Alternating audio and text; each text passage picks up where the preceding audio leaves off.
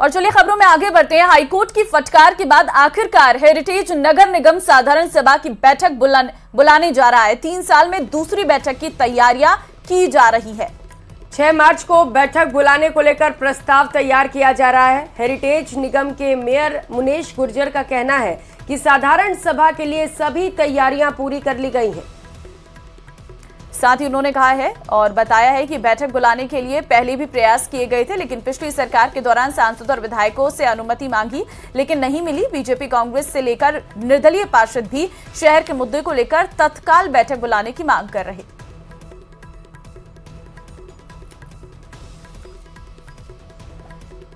बिल्कुल, अभी तक लोकसभा विधानसभा चल रही थी और हम जल्द ही बोर्ड की मीटिंग करने वाले हैं और हम खुद भी चाहते हैं क्योंकि जनता के जितने भी कार्य हैं उनको रखना चाहिए। पहले भी हमने अनुमति मांगी थी, अनुमति नहीं मिली थी और अब जल्द ही डेट और टाइम डिसाइड करके हम बोर्ड की मीटिंग के लिए बुला रहे हैं। देखिए, बजट की लास्ट डेट 15 होती है, जो 15 तारीख तक मेयर सेक्शन से निकल जाना चाहिए और 28 तारीख लगभग डीएलबी तक लास्ट डेट होती है, जब तक पहुंचना ही होता है, बल्कि उससे पहले ही 28 फरवरी को।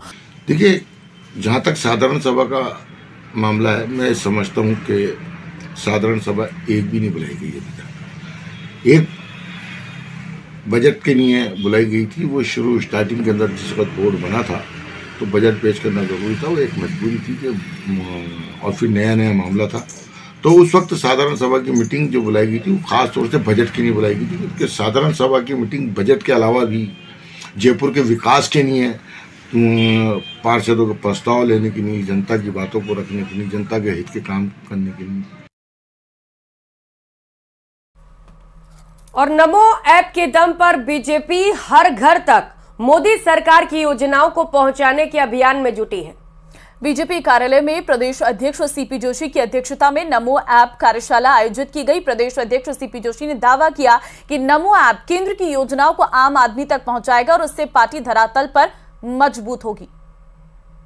ऐसा ऐप है जिसके माध्यम से आदरणीय प्रधानमंत्री जी की कल्याणकारी योजनाओं के बारे में जानकारी सीधे रूप से उस नमो ऐप के माध्यम से मिल सकती है और उस नमो ऐप के माध्यम से ही विकसित भारत एम्बेसडर बनने का भी काम आगे बढ़ सकता है। और उस विकसित भारत एम्बेसडर बनने के बाद हमारी एक्टिविटीज क्या है, वो सारे विषयों को लेकर आज नमो ऐप की कार्यशाला हमारे सोशल मीडिया की टीम ने रखी है और ये लगातार इस दिशा में आईटी और सोशल मीडिया की टीम इस संबंध में अपना काम कर रही है।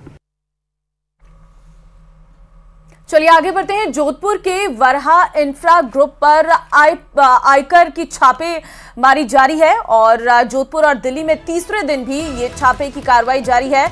वरहा ग्रुप संचालकों के गोरख धंधों का खुलासा हुआ है।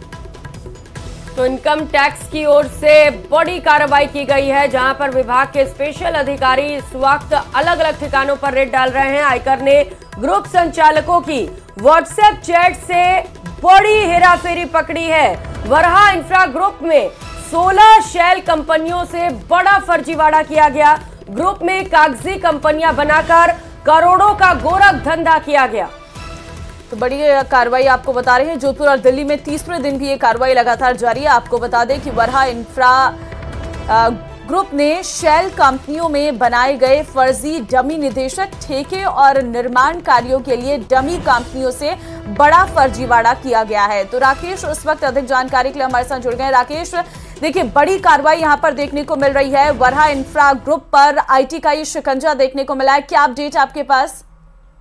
बिल्कुल, देखिए वरहा ग्रुप पर आयकर विभाग की छापे की कार्रवाई तीसरे दिन भी जारी है और जैसे जैसे ये कार्रवाई आगे बढ़ती जा रही है, इसमें बहुत बड़े पैमाने पर काली कमाई का खुलासा होता जा रहा है। साथ ही वरहा ग्रुप का जो गोरख धंधा है, खासतौर पर जिस तरीके से फर्जी ट्रांजैक्शन किए गए हैं, सेल कंपनियां बनाई गई हैं, ये सेल कंपनियां कागजों पर बनाई गई, इनके डमी निदेशक बनाए गए हैं और इनके द्वारा करोड़ों रुपए का कारोबार किया गया है। साथ ही इसमें दूसरे ऐसे बड़े ग्रुप भी शामिल हैं जो इस फर्जीवाड़े में शामिल हैं।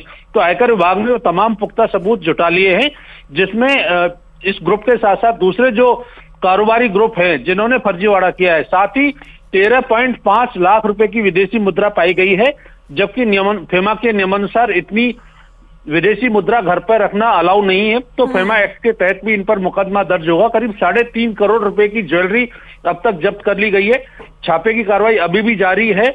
इसके अलावा ठीक है राकेश, बहुत धन्यवाद आपका तमाम जानकारी देने के लिए।